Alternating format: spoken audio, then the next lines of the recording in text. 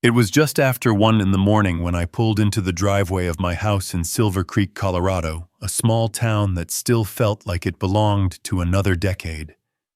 The night air was cold and dry, the kind that carried every sound a little farther than it should. I cut the engine of my pickup and expected to see the warm glow from the porch light, the comfort of home after a long drive back from Denver. Instead, the first thing I noticed was my suitcase sitting on the porch, like an unwanted package, and the lock on the front door gleaming in a way I did not recognize. I walked up the steps slowly, my boots scuffing against the wood I had sanded myself years ago. The key I carried on my ring slipped into the lock, but would not turn. I tried again, jiggled it, pressed my shoulder against the door, but it held firm. That was when I saw the brass edges of a brand new deadbolt shining against the old paint of the frame. For a moment, I thought I had the wrong house. Maybe fatigue was playing tricks, but the welcome mat was still there, frayed at the corners, the one my late wife bought on a summer trip to Santa Fe. The flower pot I had cracked last winter sat by the rail, tilted just the way I had left it.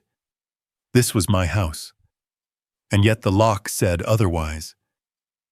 I knocked. It was not gentle. I knocked the way a man does when the ground under his feet has shifted. Silence stretched out until I heard whispers inside. My chest tightened.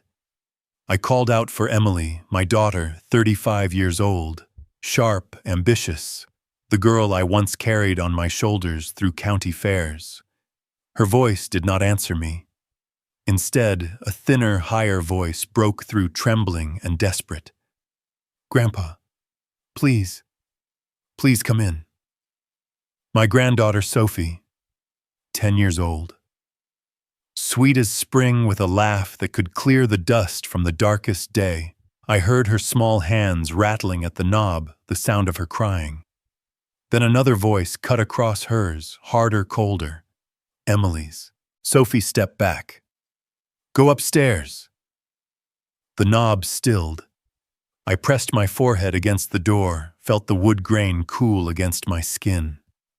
I spoke low, steady, trying to reach my daughter through the barrier. Emily opened the door. "This is my home." The silence that followed was heavier than shouting. Inside, footsteps dragged away. Sophie cried again, her voice breaking, and then it was gone, swallowed by the walls I had raised. My chest burned as if I had run miles, but I was standing still. I stepped back and looked at the house. Every board, every shingle I had either nailed or paid for. I built my life on this soil, poured the foundation with my own calloused hands, when I was still young enough to believe concrete could hold a family together. Now I was standing outside, locked away from the very thing I created. I picked up my suitcase from the porch. It was heavy in a way it had not been when I carried it through the airport. Heavy with rejection, with a message no father wants to read. I set it down again because my arms trembled. The porch light flickered once, then steadied, throwing a pale yellow circle around me, as if to mock the idea of welcome. I knocked again, softer this time. Not out of hope, but because habit told me persistence might change a mind. No response came. I heard the faint scrape of a chair being dragged inside as though someone was barricading against me. I sat on the top step, the wood biting cold through my jeans. The night stretched long, punctuated by the occasional truck passing on the highway a mile away. I thought about calling someone, but who would I call at this hour? Friends my age were asleep or long gone from this town. My wife was gone 6 years now, cancer taking her before she could see what her children had become. I thought of Sophie again, her little voice begging. The way Emily had silenced her cut deeper than the lock. It was not just the door that was closed. Something in my family had closed long before tonight, and I had not seen it. I let the cold air fill my lungs, tried to steady myself. The town was quiet, the stars indifferent above me. I told myself I would not break down on this porch. Not here, not where anyone could see. Still, the truth was plain. At 1 in the morning, under my own roofline, I was a man shut out of his home by the people I had once believed would carry my name with pride. And for the first time in my life, I felt like a stranger to the word family. I did not move right away. The porch step held my weight, and the cold crept through my jeans until my legs felt carved from the wood. The silence from inside the house was not simple quiet. It had the shape of a locked door and a decision made without me. I kept my hands in my pockets so I would not pound on the frame again. I stared at the siding and saw another night. Years back, when I ran floodlights down the front yard, set sawhorses, and taught my son how to hold a level while we hung this same clapboard. I heard my wife calling from the kitchen window to ask if I wanted lemon water or beer. We were younger then, and money was tight. I told myself a house could keep a family honest if you worked hard enough on it. The street was mostly asleep. A red taillight drifted past at the far end of the block. I thought of knocking on a neighbor's door to ask for a blanket, then pictured the look that would cross a face when I said I had been locked out by my own daughter. Across the street, a curtain moved. Linda Harris lived in that blue bungalow with the low porch and the wind chimes that sounded like a church bell if the breeze came off the ridge. The curtain settled. A minute later, the tiny red status light of her porch camera blinked on the kind of detail you would miss if you were not looking. I checked my phone to see the time and to keep my hands busy. 1:15, 1:21. You can measure a life in the spaces between a lock that will not turn and a voice you cannot hear. I tried the knob again with 2 fingers and a prayer to muscle memory. The key still refused to catch. I whispered that I was here, not loud enough to carry, only loud enough for my own ribs to register the words. The front door of the blue bungalow opened, and Linda stepped out in a long sweater and boots without laces. She stood on her top step as if measuring the distance between us and whether it could be crossed without causing more harm. Then she came down, crossed the street, and stopped at the edge of my walkway. She said in a low voice that her porch camera had recorded everything from the moment my headlights hit the curb. She said the angle picked up my steps, my suitcase, the way the door would not open, and the way the light changed in my living room as someone inside moved back and forth. I asked if any sound carried. She said some enough to hear a child's voice cry out, and another voice shut it down. She looked up at the dark windows, and her mouth tightened. I told her I did not want trouble for her. She said trouble had already arrived, and that sometimes the only thing between a lie and a courtroom is a neighbor with good batteries. She said she could send me the files when I was ready, or she could keep them secure in her cloud storage. I drank and felt the heat spread to my chest. I thanked her without looking at her face because my voice was not reliable. She said she would go back in and not make a show of it. I told her I would be fine. She held my eye for a beat to see if I was lying, and then nodded anyway. I set the thermos on the step and rubbed my hands together. The tea worked. A small part of me unclenched. Inside the house, a phone buzzed. It happened 3 times, the short, insistent sound of a text message. I wondered who was texting whom. I pictured Mark in our kitchen, or what I still wanted to call our kitchen, smirking over whatever story he had sold to Emily. 1:30 came and went. My breath steamed. I took my gloves from my coat pocket, the leather stiff, the lining cut in one finger from a day I had needed to grab a nail out of a box without looking. I thought of Sophie again, and how her voice had wrapped around the one word that mattered. Grandpa. I placed my hand on the door one more time as if a gesture could translate to forgiveness. Headlights swept down the street and then backed up. A county plow rolled by with the blade lifted, checking for black ice. The driver saw me and lifted 2 fingers from the wheel. I lifted mine back. The blue bungalow's door opened again. Then she came across with a small tablet in her hand. She said she did not want to bother me, but she felt better showing me right now, so I could sleep with something other than questions.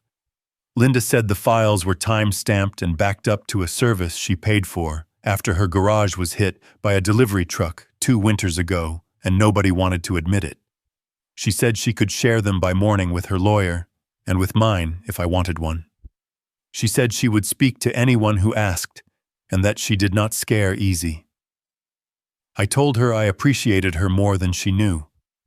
She looked at the house again and said this town could be cruel when it decided it knew a story, and the best cure for rumor was a picture with a date attached. She left the tablet in my hands and went back across the street, trusting me to return it. I stood, lifted the suitcase, and set it against the railing in a place where frost would not find it so fast. I picked up the tablet again and watched the tiny clock in the corner move forward 1 minute. I gathered the thermos and the tablet and stepped down from the porch into the yard that used to take me an entire Saturday to mow. Linda's porch light was on a soft square on the snowless grass. I cut across Maple and headed for the square. I told myself I would buy bread and keep moving. I reached for a loaf and heard 2 women at my elbow. They spoke in the easy tone of people who believed what they were saying. They said the old man had slipped. They said he had signed papers when he should not have, and that Emily had done the family a kindness. I kept my back to them and paid for the bread. I carried the loaf under my arm and drifted to the end of the market, where a farmer from the valley was stacking pumpkins. By the bakery door, a pair of retired teachers sat with paper cups and the posture of judges. The other said he did not see me, but that he had heard I had bad luck lately. Their voices were not cruel. They were certain. Certainty hurts more than cruelty. I crossed to Miller Hardware to buy nothing. He asked if I was keeping busy. I said I was. He said maybe it was time to take a breath and let the kids run the show for a while.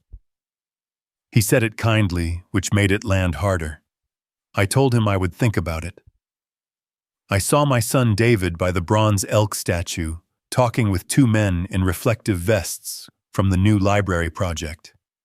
He caught sight of me and raised a hand. I walked over and the 2 men peeled away.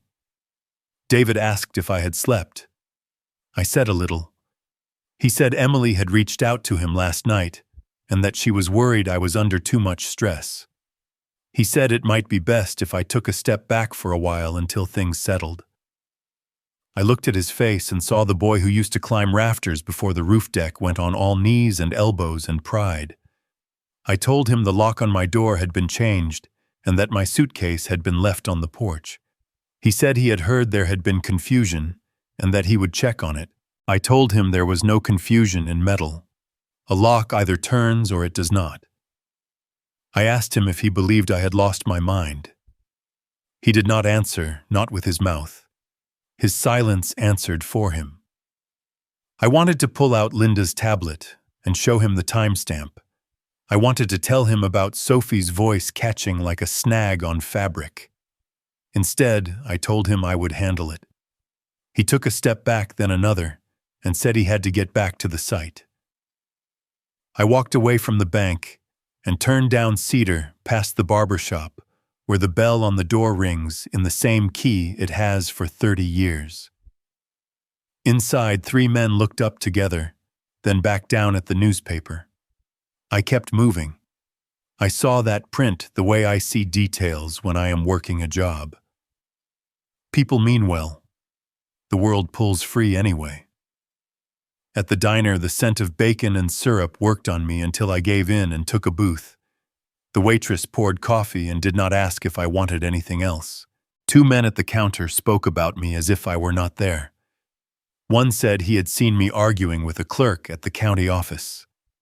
The other said Emily had saved the farm. I have no farm. Mark knows that, and Emily knows that now too. I put cash on the table and left the coffee half drunk.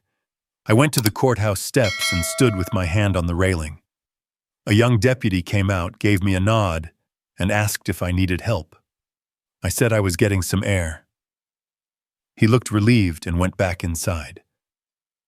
On the far side of the square, I saw Emily walking out of the bank with a folder under her arm.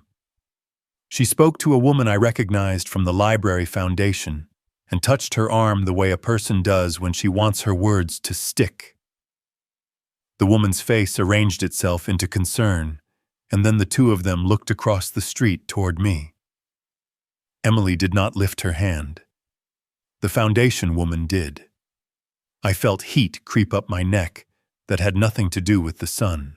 I understood then that this was not a handful of careless comments. This was a campaign. Emily and Mark had spent their evening laying down a path so that every step I took this morning would land on words they had placed. Old, confused, unfit, a danger to his own interests. That belief would do the work they could not do with a pen alone.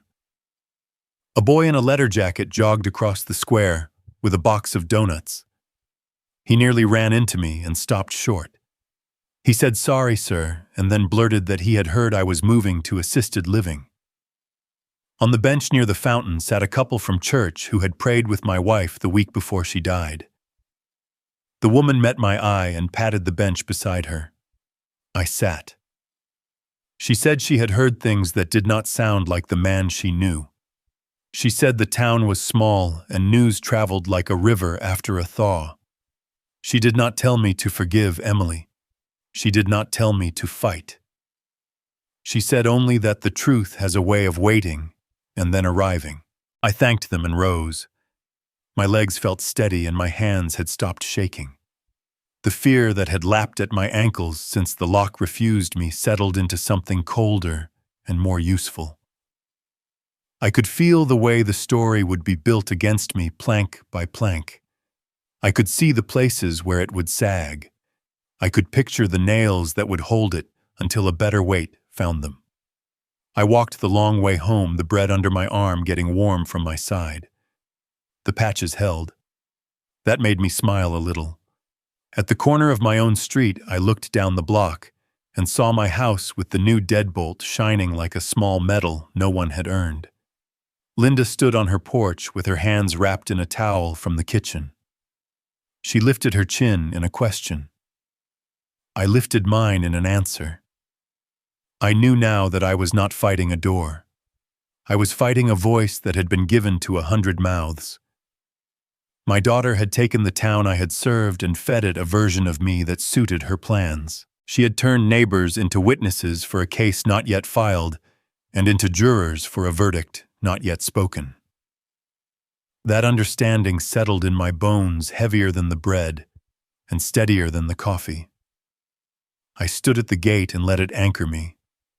Then I opened the latch and stepped onto my own walk, ready to start sorting what was rumor and what would stand up when the hour came. I headed back to the truck, stowed the bread on the passenger seat, and drove to the county administration building a few blocks off the square. I followed the signs for recording and licensing until I reached the glass door with a bell that never quite rang right. He looked up and his eyes changed in a way that told me he had heard the town talk. He spoke quietly and told me that a set of documents had come through late in the week with my name on them. He said he had pulled them aside because something about the dates did not sit right. He slid a thin manila folder across to me and rested 2 fingers on the top page. "Quitclaim deed," he said in that steady office tone grantor Richard Cole grantee Emily Bennett. The legal description of my land unspooled in numbers and directions I knew well enough to recite in my sleep. The signature at the bottom carried my printed name and a scrawl meant to be my hand. I do not sign like that. Mine starts with a long R that hooks back, then a quick pull across coal that rides the line and finishes clean. On the page, the R shook like it had been borrowed, and the last letter died in a small wiggle that did not belong to me. Caleb pointed to the notary acknowledgement. The stamp gave the name of a notary I had seen on dozens of deeds in this county. The date next to it read, the second Saturday of last month. He had already checked the roster. The notary had posted no services for that weekend. The time was marked close to closing the following Monday. Attached was a form that resembled a power of attorney. Caleb said he had pulled copies of the notary's commission record and compared the seal impression. He told me he could not say forgery out loud as an official finding from his desk. He could say that the notary's office had no appointment booked for me on the date in question. I asked him why he had called me instead of just letting the papers sit. He slid a request form toward me for certified copies. He took the folder to the back, and I sat with my eyes on the potted plant. I thought of Sophie pressing her face to a window the night before trying to see down the stairs. Caleb returned with 3 certified copies. He told me the fee and then shook his head and said I could settle up next time. He added that the intake log showed the packet had been dropped by a courier service with no return number, and that the counter clerk remembered Mark standing at the far desk, talking on his phone while the drop happened. I asked him if the system had any record of a competency filing with the court. He frowned and said not in recording, but he could check the docket list posted in the hallway. He stepped out and returned with a printout that showed no such filing in my name. I took the envelope and tucked it inside my jacket. He said, if my daughter or anyone connected to her reached out for copies, the office would follow procedure and provide only public abstracts. He could not withhold public records. He could, however, make sure nothing else moved forward without full review. He would make a note for his team to double-check notary credentials on any future filing with my name on it. I thanked him. He told me he was just doing his job. He asked if I had someone on my side to speak for me. I told him I would by Monday. I left the office and stood under the overhang. I carried the envelope to the truck and set it on the seat. I let the truth of the paper settle around me like fresh poured concrete. The signature was not mine. The date was wrong. The notary had not been there. Doubt was done. On the drive back toward Maple, I took the long route past the lumberyard, where I used to know every pallet by smell, past the ball field, where David hit his first line drive, past the hardware store, where the bell would ring when I pushed the door in with my shoulder, because my hands were full. I parked 2 houses down from my own place and walked the rest of the envelope tucked under my arm. I did not need to make a show of coming home with evidence. I needed to know I had it. She looked up when she saw the envelope, and I nodded once. She stood and asked in that careful neighbor way if things were clearer. I told her I had what I needed to take the next step. I went to my porch and sat on the top step with the envelope on my knee. The new deadbolt stared at me in the daylight, and it did not look less shiny. It was not. I slid 1 certified copy out just enough to see the seal catch the light. The raised circle made a small shadow proof pressed into paper. I eased it back into the envelope and closed the flap. The line had been crossed with ink and a stamp. Now I had a line of my own to follow. Then I stood, tucked the envelope deeper into my jacket, and breathed in until my ribs ached. The hour would come soon enough. I had something solid to set down when it did. I drove to the library construction site after lunch. The crew trailer sat on cinder blocks. David was outside with a clipboard talking to a plumber about a delivery that had not shown. He saw me and his jaw tightened. I told him I wanted a few minutes. He glanced at the crew and nodded. We walked to the far side of the lot. I reached into my jacket and felt the envelope with the certified copies. I chose to start with the simpler truth. I said the lock had been changed. He said he had heard there was confusion. I told him there was no confusion in a key that does not turn. He shifted on his boots. He said Emily wanted to protect me from stress. He said I had a lot on my plate and sometimes it is easy to miss details. I opened the envelope and slid out one certified copy, just enough for him to see the county seal shine in the light. I told him about the date, the notary who had not been in the county, the way the signature trembled in a hand that was not mine. He said this was not the place to get into that. He said legal things should be handled by lawyers, and that he did not want to get caught in the middle. I asked him if he believed I had sold my home to my daughter without remembering it. He rubbed his neck and said nobody was saying that. I told him that was exactly what people were saying, and that he had just said it in a softer way. He met my eye for a second, and then looked away. He said the crew needed him and that we could talk later. He put a hand on my shoulder. He said, "Take it easy, Dad. Let Emily handle the paperwork." I watched him walk back toward the trailer. A wind kicked dust across the lot, and my eyes stung. I stood there until the sting faded, then walked back to the truck with the envelope under my arm. I drove aimlessly for a while. The streets of Silver Creek passed in familiar order. The elementary school where my kids had painted hand turkeys hung paper leaves in the windows. The old firehouse with its brick a shade darker on the repaired corner. The river running low under the footbridge. By mid-afternoon, I ended up at Lincoln Park, a small square of grass and benches ringed by cottonwoods. I chose a bench near the playground. I took the envelope out again. Proof matters, I told myself. Proof turns rumor into a broken tooth. Footsteps sounded on the path. I looked up and saw Sophie walking toward me in a blue jacket with a missing button. Her hair was pulled into a crooked ponytail she had probably done herself. She stopped a step away and took a breath as if she had run. I asked her if she was supposed to be here. She said she had told her mother she was going to the library box to swap a book, and then she had walked to the park by the long way. She said, "Grandpa, I know you are not confused." She said she had heard the way I had knocked on the door and heard me say her mother's name. She said she had tried to open the door, and her mother had told her to go upstairs. She said that felt wrong all the way to her feet. I told her thank you. I told her I was fine, and that adults sometimes make mistakes that take time to straighten. She frowned. She said, "Mom says you forgot things." She said, "Mom says Mr. Bennett is helping because he knows paperwork." Mr. Bennett is what she calls Mark when she is polite.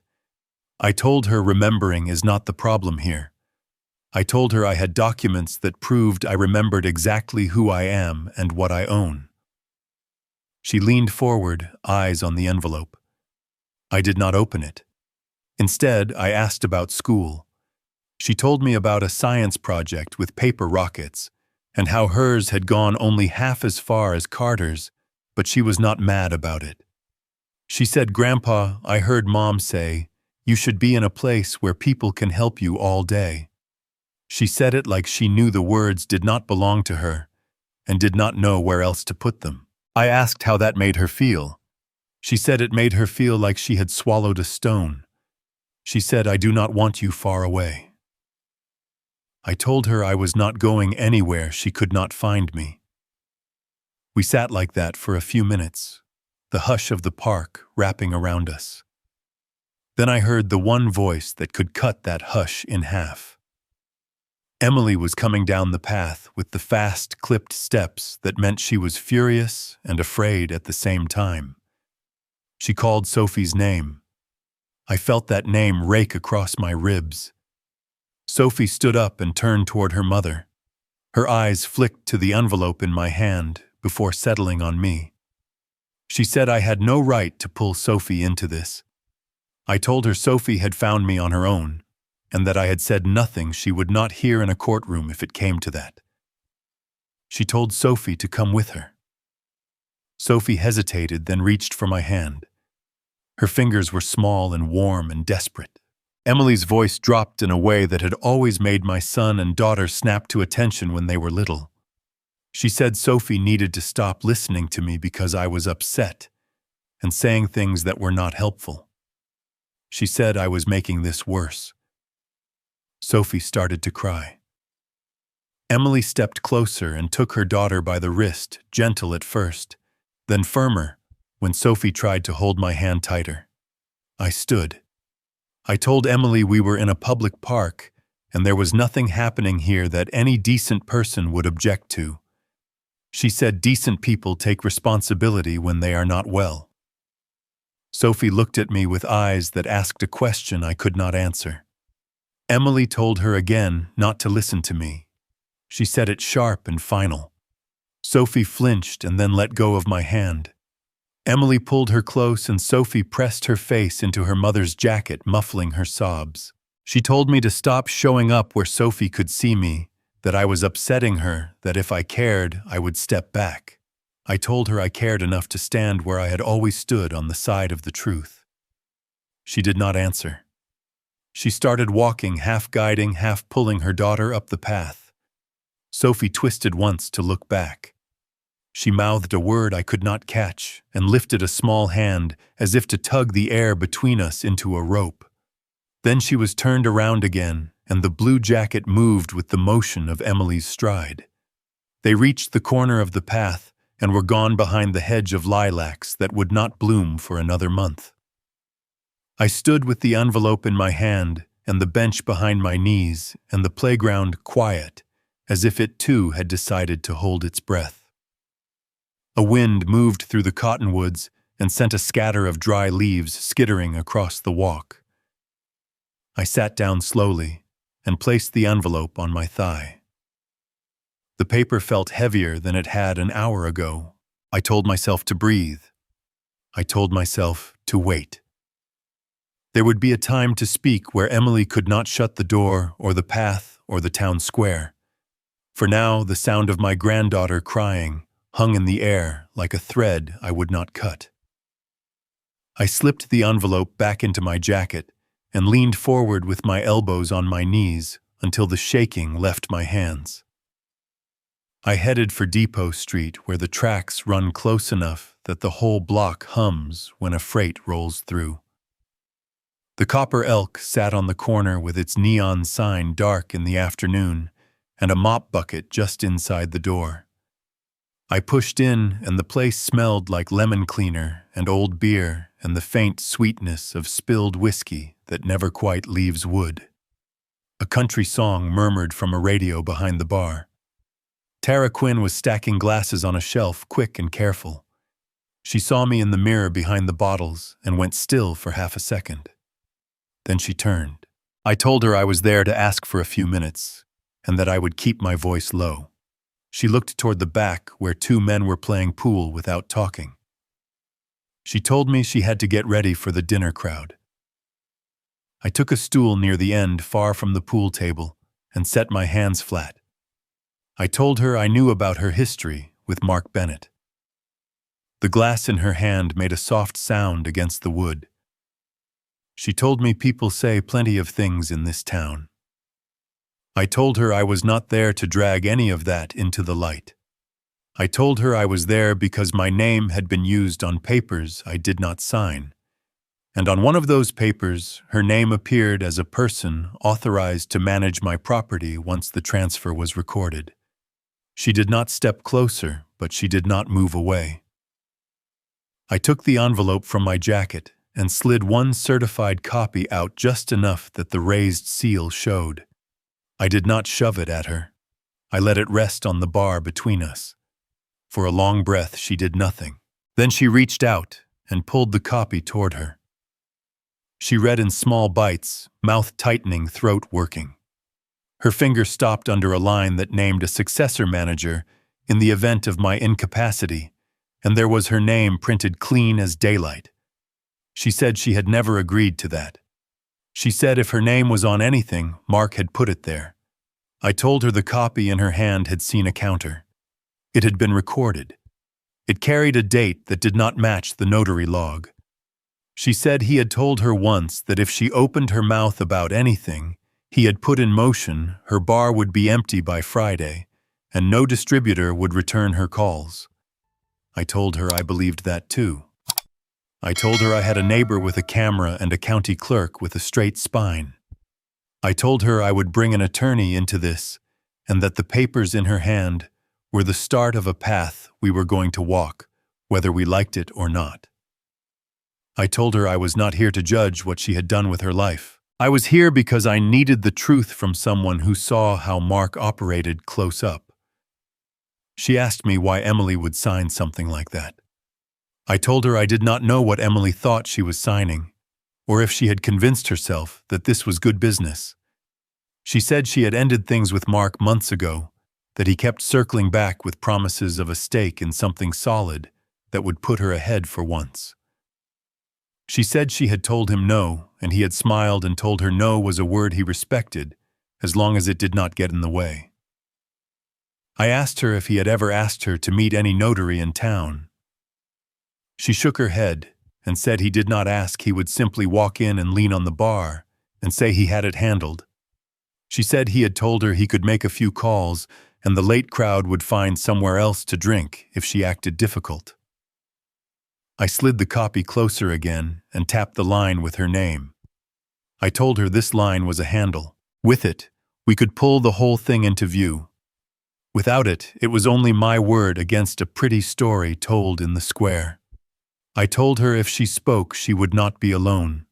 She stood there, eyes on the paper, and for a second, I could see the fight in her measuring the risk and the fear in her counting the ways it could go wrong. She asked me where we would talk if she agreed. I told her not here. I told her we could meet in Montrose where no one would notice us walking into an attorney's office. I told her I would not say her name to any soul who did not need to hear it until she was ready. Then she straightened and looked toward the back. The two men had given up on pool and were watching us too openly now. She lifted a hand and said she would be with them in a minute. They went back to pretending to play. She pulled a bar check from under the register and wrote a number on it with a steady hand.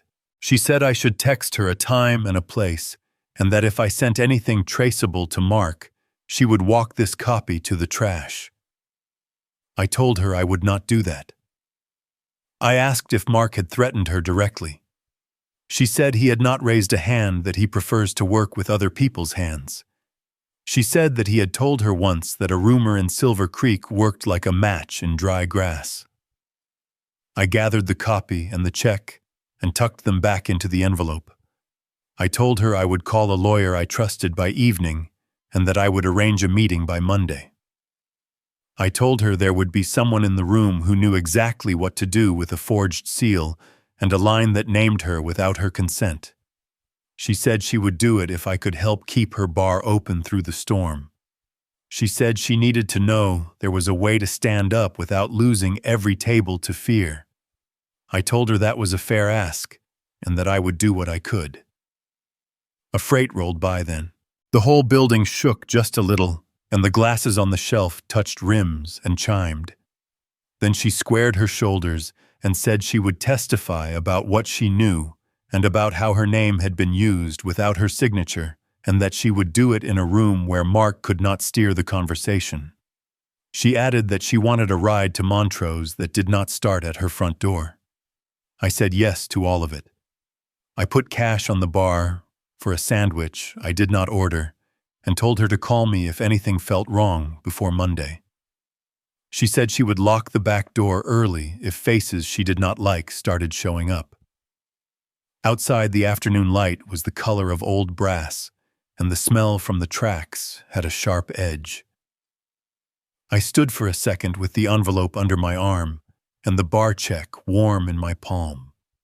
A small part of the wall that had been built against me had just loosened. I took a breath and started walking. I walked until the light thinned and the street lamps hummed. Then I turned up the narrow stair behind the feed store to the room I had rented by the week. I set the envelope with the certified copies on the table and laid the bar check from Tara beside it. The list of names in my head arranged itself without effort. Marcus Hale first, then Caleb to confirm what he could put in writing, then Tara for the meeting in Montrose. My phone sat heavy in my palm. I dialed Marcus and left my name and a short line about a forged deed and a notary who had not been present. I said I had documents and a witness who would speak. I kept my voice steady and hung up. I turned off the lamp for a minute and sat in the dark to let the room shape itself around me. I closed my eyes, and my wife was there, not as a ghost, but as the memory of a person who built a life beside me. I saw her in the kitchen of our house in the first year. I heard her again years later at the hospital, when she reached for my hand and told me not to spend the rest of my time turning wrenches on regrets. She had said that we built what we built to be lived in, not to be worshipped. I had promised her in that bright, sterile room that I would keep the roof over our family and keep the promises that made a family a family. I stared at it and felt the promise prickle in my chest. I ran my fingers along the paper edge of the envelope until the skin on my thumb warmed. I thought of Sophie at the park. If I pushed this fight into a courtroom, I would be asking her to walk a line between mother and grandfather that no child should have to walk. I turned the lamp back on and set the envelope square to the edge of the table. I told myself plain truth. Standing still would not spare Sophie. Emily had already pulled her into the middle by locking me out in front of her and by telling her that I was not well. I could not teach her that. I would rather she see me tired than see me quiet. A soft knock came at the door, and I knew it would be Linda before I opened it. She stood in the hallway with a paper sack that smelled like soup and bread, and the kind of kindness neighbors used to trade without writing it down. She said she figured a hot dinner might do me more good than another hour alone with the wallpaper. I let her in, and she set the sack on the table. She found a pot, poured the soup, and lit the burner. She asked if I had reached anyone. I told her I had left a message for a lawyer who will not lose his place when a loud voice tries to move him. I told her I had a witness who was willing to speak, and I told her that the county clerk had given me enough paper to build a ladder out of a hole. She nodded and said that ladders are good, but sometimes what you need is a lever. She took 2 bowls from the cupboard and set them on the table without fuss. Then she reached into her coat pocket and set a small flash drive beside the bowls. She said the cam on her porch had already backed up the file, but she thought I should have a physical copy too. She said she had checked the audio with headphones and that you could hear a child cry out and a woman hush her. She said it would not win a case by itself, but it would make it harder for anyone to pretend nothing happened. We ate in quiet for a few minutes. When the bowls were half empty, she put down her spoon and told me straight that she had seen the look on my face at the park. She said she understood that cost because she had a son who did not talk to her for a year when she told him to get clean or get out. She said, if I do not stand up now, Sophie will learn a lesson none of us want taught. If she sees quiet in the face of wrong, she will carry that into every room she ever walks into. She said I should show the child that love has a spine. I told her I was afraid of hurting Sophie more than she had been hurt already. Linda said that a clean cut heals faster than a tear that keeps reopening. She said I did not start this and I could not end it by standing still. She said the only way through is through. She added that she would stand in any room I needed her to and say exactly what she saw and heard, and that she would do it without shaking. I took a breath and felt the fear settle into something firmer. I told Linda that I would move forward. I would call Marcus again in the morning, and if he did not answer, I would drive to his office and wait in the hall until he did. I would set a meeting for Tara in Montrose and make sure she got there without a trail. I would ask Caleb for sworn copies and I would carry the flash drive into whatever room needed to see it. Linda nodded like a foreman marking a checkbox. She stood and rinsed the bowls, dried them, and put them back in the cupboard. She told me to try to sleep and to call her if my mind started making noise. Then she let herself out, and her steps faded down the stair. I sat a while longer and read the bar check number again. I sent a message that said I could drive to Montrose on Monday morning, and that I would send the address no earlier than an hour before we met. I laid out the envelope, the flash drive, and a notepad. On the first page, I wrote a simple list: lawyer, clerk, witness, video, doctor if needed. Under that, I wrote Sophie and set the pen down. The room settled into its night noises. I stood and stacked the papers neatly and slid them into the drawer of the table. Then I sat on the edge of the bed and unlaced my boots and placed them side by side. I did not pray. I did not bargain. I told the empty room what I would do, and I let the words stand there without decoration. I watched until my eyes blurred. The ache in my chest had not left, but it had a direction now. Morning would come, and with it the calls and the steps. I reached over and turned out the lamp and listened while the tracks hummed and the town breathed, and the promise I had made years ago took its old place beside me. By 8:30, I was climbing the stairs to a brick building on Main, where the law office of Marcus Hale took up the second floor. A young assistant with a tidy stack of folders asked my name, then led me down a hall to a room with a long oak table and a window that showed the courthouse dome rising over the square. I put everything on the table the way a carpenter lays out tools before starting a job. The certified copies from Caleb with the raised seals, the flash drive from Linda in a small plastic sleeve, the bar check with Tara's number, my phone with the messages from Emily and from Mark, the ones that told me to rest and to stop interfering. He examined the deed, first tracing the notary block with a pen cap. He asked me to tell him the story from the night I was locked out to the present, in the simplest words I had. I spoke slowly. The new lock, Sophie's voice, Linda's camera, the trip to the recorder's office, Caleb's findings, the market whispers, David's careful distance, the meeting with Tara at the Copper Elk. Marcus wrote dates in the margin and circled the ones that mattered most. He plugged the flash drive into a small laptop and watched the porch footage with his head tilted slightly, as if listening with his whole body. He said the timestamp and the camera metadata would be important, and that his expert could authenticate the file and make a forensic copy so the chain of custody stayed clean. He turned to the deed again and pointed to the acknowledgement date. He said the notary roster would sink that line like a nail into rotten wood.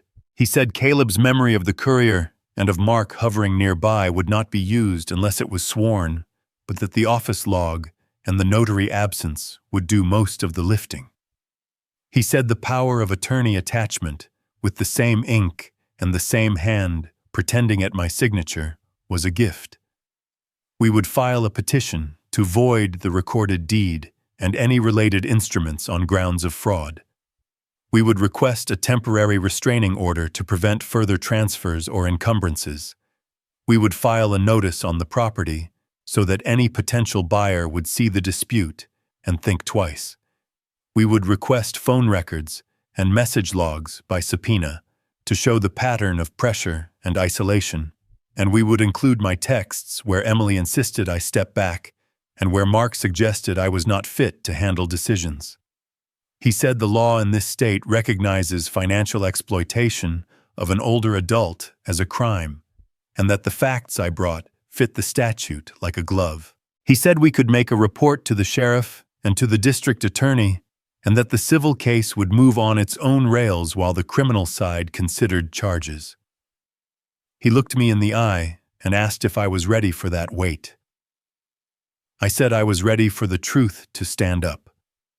He asked if I had seen a doctor lately for a routine check, and if I would be willing to see one this week to document my mental fitness.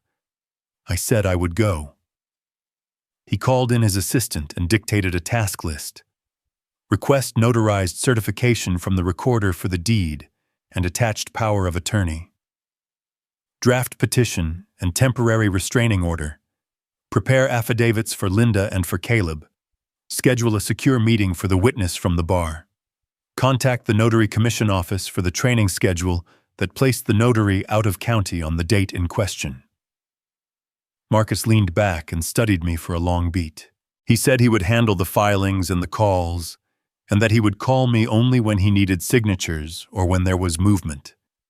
He added that I should stay steady and avoid any confrontation with Emily or Mark. I asked him about Sophie. I asked him if anything I did would drag her into the room. He said children live at the heart of these storms, whether we want them to or not, but that the court would keep her out of formal proceedings unless absolutely necessary.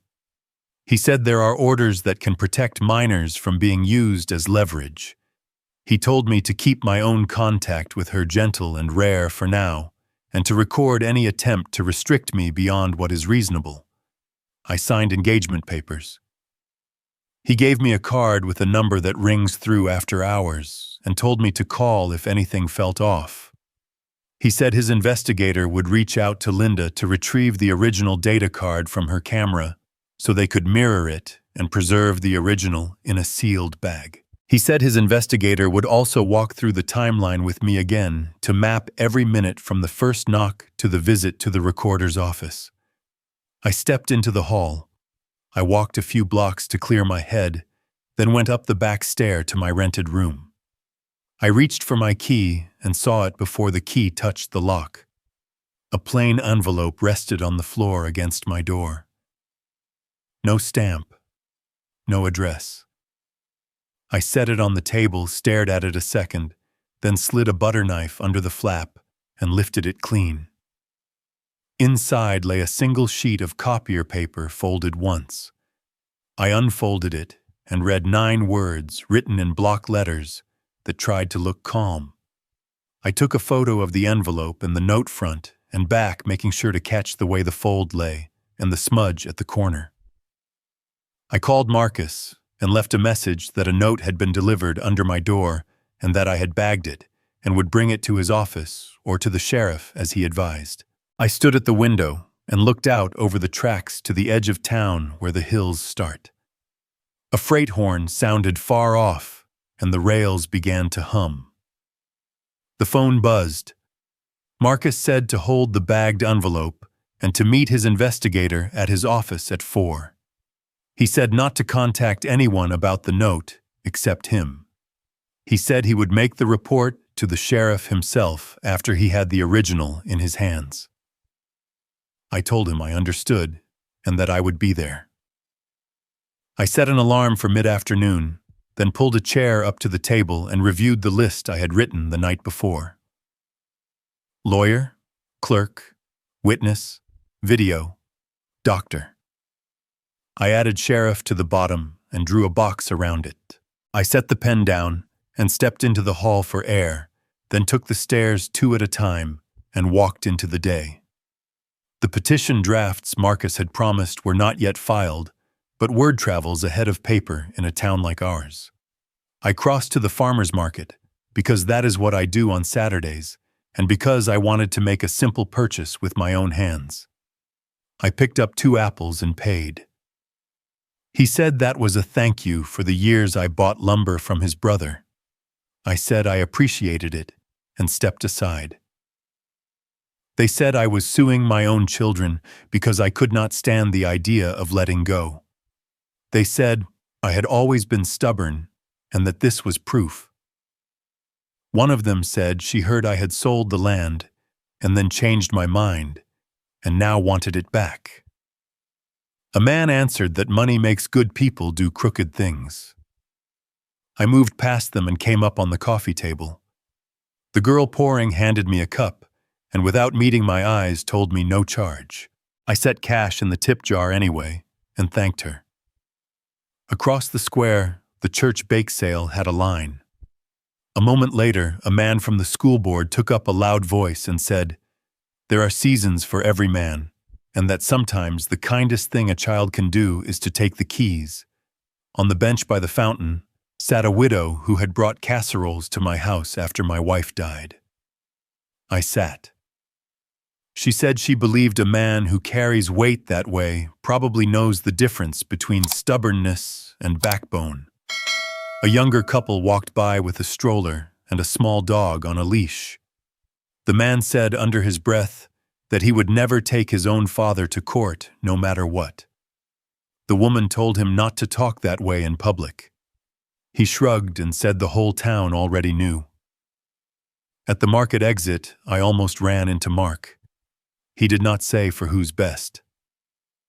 The volunteer looked from her to me and back again, and chose not to wave. I kept moving. A pickup idled at the curb, and a pair of men leaned out and asked if I planned to sell the house to a developer and leave town. A woman from the quilting circle said softly, as she passed, that a storm like this either washes a name clean or leaves it buried. At the bakery, I bought a roll because it is hard to argue with bread. I thanked him and left one of the cookies on the tip plate. On the courthouse steps, a small cluster stood together in a way that told me they had come to a conclusion and wanted witnesses. A few heads turned toward me with looks that asked for a signal. I had none to give. My signal would be paper and a judge and a door that opened when I put my key in it. I cut down Cedar toward the post office to see if there was anything with my name that was not a threat. A woman stood reading and started to speak, then thought better of it and stepped aside to let me see. He grinned and went back to work. The announcer read a short piece about a property dispute in Silver Creek and mentioned my name and called me 62 and said I had alleged fraud in county filings. Back in the square, Linda crossed in front of me with a grocery tote cut from an old feed sack. She took my elbow and steered me to the shade of the elk statue without ceremony. She said that word was out that Marcus had filed, that the sheriff had been notified of the note, and that people would begin to show their colors now. A man I had hired years ago to frame a second story waved from across Maine and called out that he was with me. A woman whose fence I had fixed for free after a storm raised 2 fingers to her temple in a small salute and kept walking. A pair of teenagers shouted that I was a legend for taking on the system and then laughed like it was all a game. I stood in the center of that map and understood something plain. This was no longer a private matter between a father and a daughter, or even a man and a door. The town had taken it up. My name had been placed on a scale that sat in the open. People were setting their small weights on either side all day without me present. If I walked away now, the scale would freeze on the side that said I had finally proved the ugly story right. If I stood, the balance would not be quick, but it could be honest. I looked down at that shadow and thought about the first roof I framed in this town and the way my brother-in-law had called me mad for trusting the weather to hold while we got the sheathing up. We had finished with the last nail in a gust that could have sent us down the ladder. We had not fallen. I turned toward the back stairs to my room because I had an appointment with the investigator and because work is a good antidote to talk. A couple stopped me at the corner, and the woman asked softly if I needed a ride to Montrose when the time came. I thanked her and said I had it covered. I climbed the stairs and paused at the landing window. The square below looked the way it always does if you squint. Tables, children, the bronze elk pretending to be more noble than a statue can be. That line would not move by itself. I put my hand on the railing and felt the worn wood under my palm. It was not just a house I was trying to keep. It was the name that had hammered that wood smooth. The morning of the hearing, I walked up the courthouse steps and felt the stone cool through the soles of my shoes. Marcus met me outside the courtroom with a nod and a file tucked under his arm. He said we would keep it simple and steady. I looked past him and saw Emily and Mark with a man in a dark suit who had the polished confidence of someone who enjoys a room that only listens to him. We took seats at the front. Linda slipped into a bench behind me with her hands folded around a small purse. Caleb waited near the door with a folder pressed to his chest. The clerk called the case and the judge came in. The other side began. Their lawyer spoke with the smooth drift of a man telling a familiar story. He said I was a proud father who had reached an age where details blur and that my children had stepped in to protect me from decisions I might regret. He said a transfer had been made with my blessing and that my later confusion had turned into accusation. Marcus said we were not here to argue feelings. We were here to look at paper dates, witnesses, and a notary who was not in the county on the day a seal appeared. He said we would show the court a pattern of pressure and isolation and an attempt to remove a man from his home and his name with forged instruments. The judge asked for the order of proof. Marcus called the doctor first. A man in his 50s with a neat beard took the stand. He had seen me at the clinic in Montrose 2 days after I left the message for Marcus. He said I was oriented to person, place, and time. He said memory, attention, and judgment were intact. He said there was no clinical basis for a claim that I lacked capacity to handle my affairs. The other lawyer tried to push at the edges, asking about stress and age and how those can cloud a day. The doctor stayed steady. He said age is not a diagnosis and stress is not incapacity. Marcus entered the report into the record. Next came Caleb. He told the court who he was and how long he had worked at the recorder's office. He described the deed, the date on the acknowledgement, and the hour it claimed, a weekend afternoon when the notary listed on the stamp was in Denver for a training. He walked through the office roster and the posted counter hours. He explained that the pressure marks on the seal suggested it had been pressed on a soft surface. He said the office had procedures to verify that the original instruments were recorded as presented.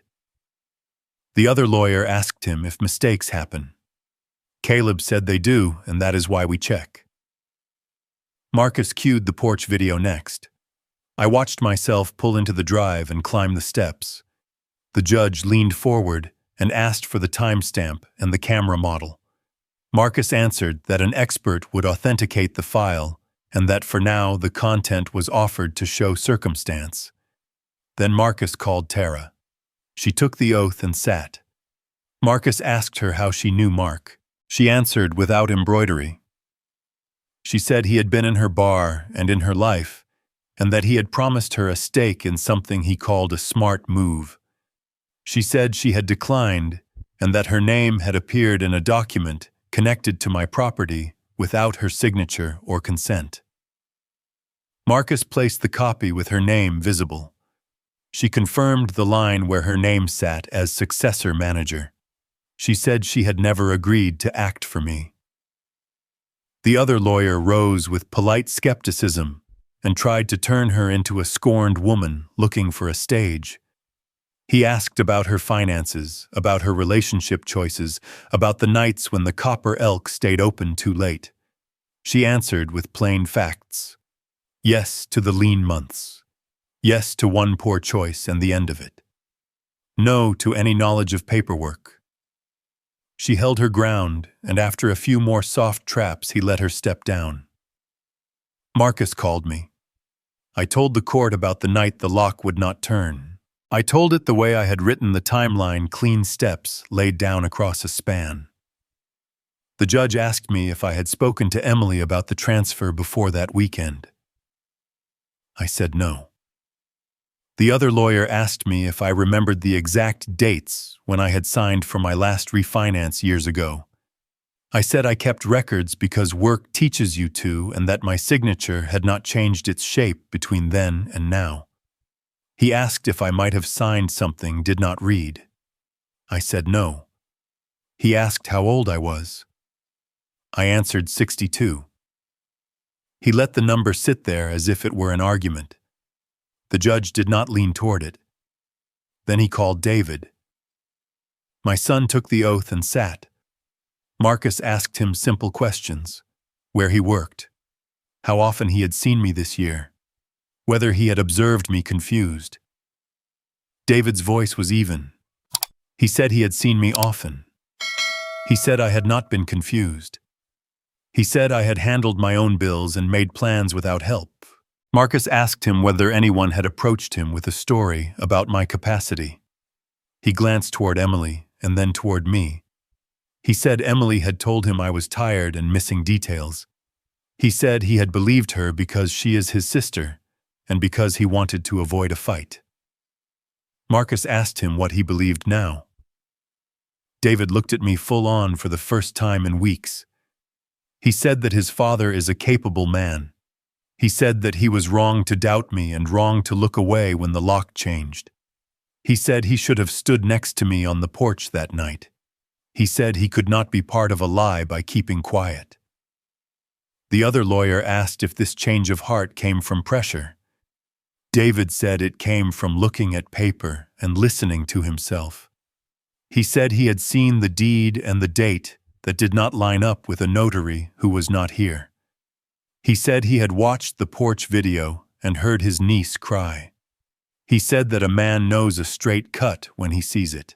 Nothing about this was straight. The judge made a note. He looked up and said we would recess until the afternoon so that counsel could organize exhibits and prepare closing positions on the temporary orders. Chairs creaked. People breathed again and stood. The bailiff called the room to rise and the judge left through the side door. Marcus put a hand on my forearm. He did not smile. He did not need to. Emily stood very still. Mark spoke into his phone with his mouth tight and his eyes flat. When the bailiff called us back in after the recess, the room felt tighter. I sat at counsel table with Marcus and folded my hands to keep them still. Emily and Mark returned with their lawyer. David took a place on the bench behind me. The judge entered and the room rose and settled. He reviewed the file. He spoke in an even tone that carried without force. He said the court had considered the exhibits and testimony. He said the physician's evaluation established capacity. He said the recorder's certified copies raised serious defects. He said the porch footage and the sworn statements supported a pattern that could not be ignored. Marcus stood for a moment only to confirm the specific relief requested. The other lawyer tried one last angle about family discretion and the kindness of protecting an aging parent from hard choices. The judge lifted a hand and the room went quiet. He ordered the quitclaim deed declared void and of no effect. He ordered the attached power of attorney invalidated. He directed that the recorder place notice in the property index so no transfer moves without this court's leave. He granted a protective order that barred Emily Bennett and Mark Bennett from contacting me, approaching my residence, or attempting to manage my property. He said any violation would be met with consequences swift enough to matter. He paused and looked to the prosecutor's table where a deputy district attorney had slipped in during the recess. He said the file would be referred to that office for review of potential criminal charges, including fraud and financial exploitation of an older adult. He turned to the sheriff's deputies posted along the wall and said there was probable cause to take Mark Bennett into custody on suspicion of submitting false instruments for recording. Mark pushed back his chair and half stood.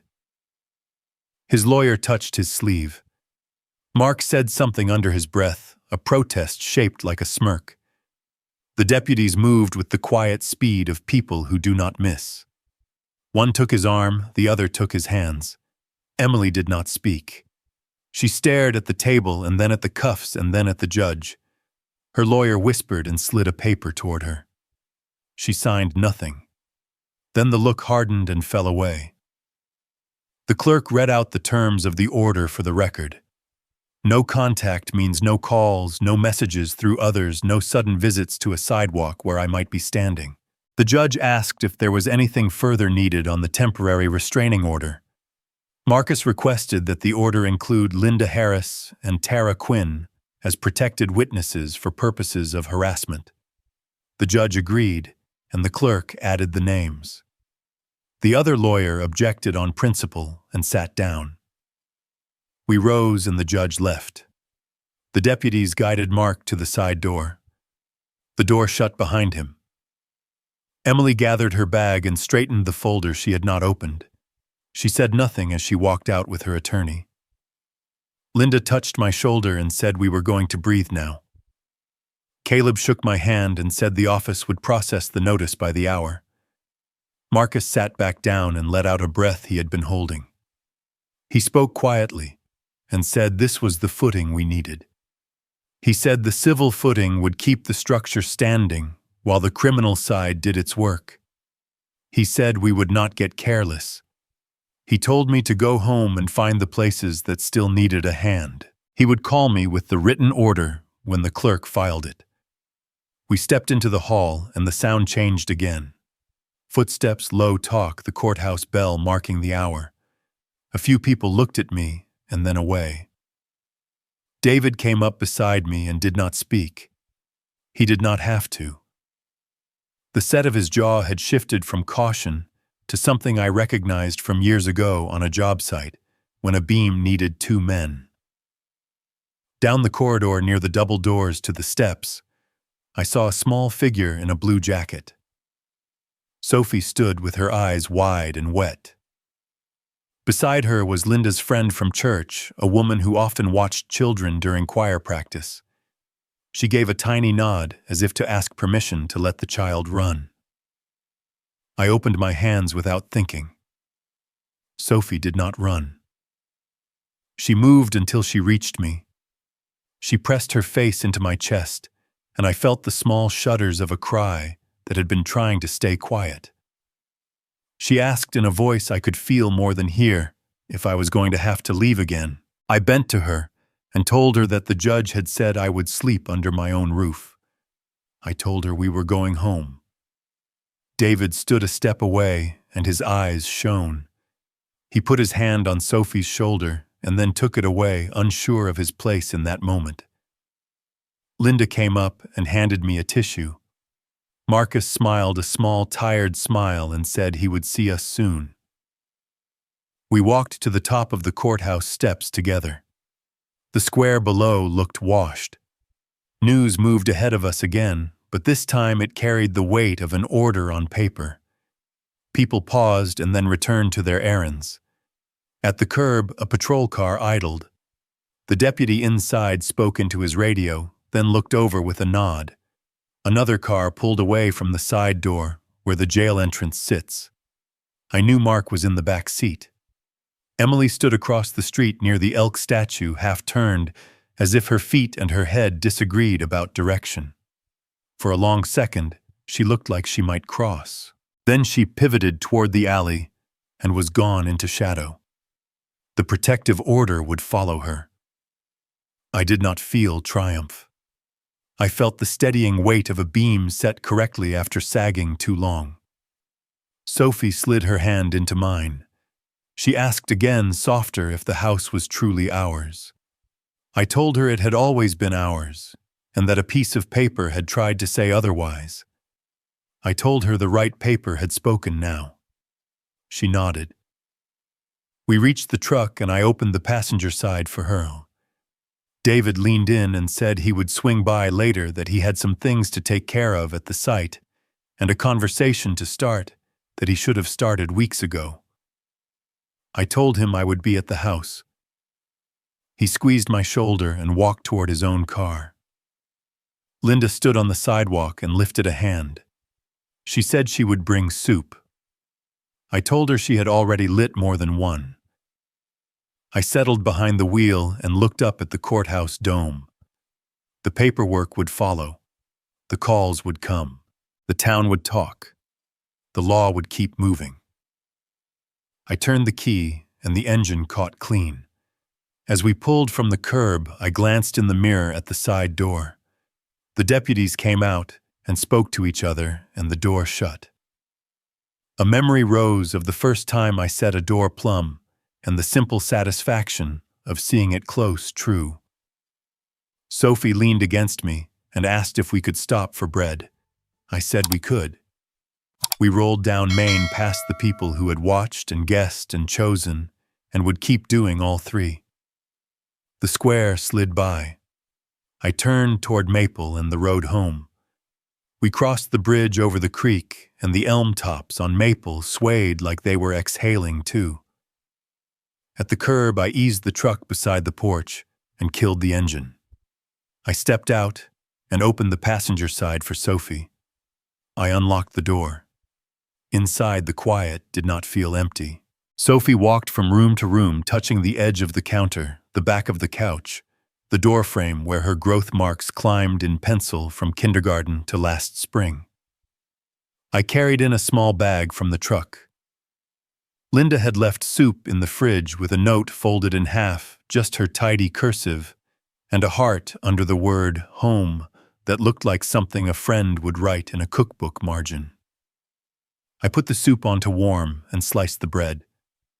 We ate at the old pine table that still bears a circular burn from a pan I set down too fast in the first year of the marriage. Neither of us said much. Linda walked past with her tote and lifted a hand without stopping. The porch steps felt steady. Sophie brought out a deck of cards from the hall drawer, and we played a few rounds of a game my wife taught us. When the last hand was down, she climbed into my lap and asked in a whisper if the judge could change his mind. I told her that the paper would hold. As dusk settled, I walked the rooms with a rag and a screwdriver. I tightened the loose hinge on the hall closet. I fixed the window latch in the guest room that had stuck since winter. I straightened a frame that held a photo of the three of us at the county fair, my wife in a yellow dress, Emily and David sticky with caramel on their chins. My phone buzzed with a message from Marcus saying the written order had been filed and a copy would be on my porch in the morning. He told me to rest and to call if a worry woke me.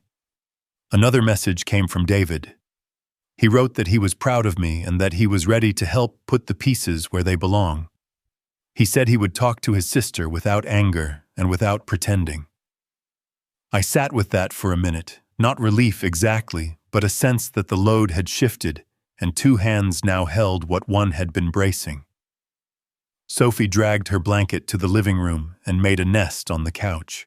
I went to the closet and found the old radio that still pulls in the weather band when clouds stack over the ridge. We listened to a forecast that promised light wind and a clear next day. I turned the dial to a station that plays old ballads and left the sound low. The elm leaves rustled in the open window, each small leaf saying, "We are here." When she asked for a story, I did not reach for fairy tales. I told her how a house stands, because someone honors the lines that make it true. I told her that sometimes a person you love will step over those lines and try to move them because they want what is on the other side. I told her that the law is the tool we use when words and love fail the square you hold to a cut, so you do not lie to yourself about straight. I told her that telling the truth can feel like opening a door during a wind, but once it is open, the air moves the way it is supposed to. She listened and tucked her feet under the blanket and did not look away. She asked if loving someone means you must forgive anything. I told her love and forgiveness are not the same job. Sometimes the kindest thing you can do is hold the line so the people you love have a place to return to when they are ready to be honest. She let that sit as if it were a new word in a language she was learning. Later, I tucked her into her bed and sat at the edge while she drifted. She asked if the house remembered us. I said the house remembers every sound we ever made, every nail I ever drove the scrape of her chair at breakfast. The laugh that used to come from the room down the hall before the illness took it. She fell asleep holding my thumb, a habit she had when she was small. I stayed until her hand loosened, and then I eased away and pulled the door almost closed. Back in the kitchen, I washed the bowls and left them to dry on the rack. I wiped down the table and ran a hand over the burn ring as if polishing memory into it. The porch light glowed through the front panes like a quiet vow. A moth tapped at the glass and found nothing to fear. I made a list on the notepad by the phone. Changed the locks again with my own hardware. Call the security company about a doorbell cam. Meet Marcus to review the next steps. Talk to the sheriff about the note and about keeping the porch camera evidence sealed. Take Sophie to get a new button sewn on her blue jacket. I drew a small square next to each line to be filled when done. Small squares make large work possible. Standing there with the pen in my hand, I felt the shape of the conclusion I had come to over these weeks. Family is not the blood that insists on its rights. Family is the respect that shows up and tells the truth and keeps promises small and large. Family is fairness at the table and a porch light left on when someone has to come late. I had believed for a long time that blood alone could carry a roof. I know better now. Respect and justice are the frame. Without them, the shingles rattle loose. If you are listening and this sounds like your kitchen and your porch and your ache, I want you to hear this. If you have been locked out of your own life by people who should have held the door, if you have been told you are confused when you are clear speak, share your story with someone who will listen without fear. The truth you carry can light a way for the next person standing in the cold on their own step. If this story helped you feel less alone, pass it forward. Like this, share it, subscribe so you can find your way back when another long night comes. Voices build shelter. There is room here for yours. I turned off the kitchen light and left the porch light on. The house made the soft, settling sounds of wood, remembering how to rest. I walked down the hall, paused at Sophie's door, and listened to her easy breathing. Then I stepped into my room, set my boots side by side, and lay down with the window cracked to the elm and the quiet. The roof above us did its old faithful work. The night came in clean, and for the first time in a long time, sleep found me without bargaining, as if it had been waiting just around the corner of justice for the door to open.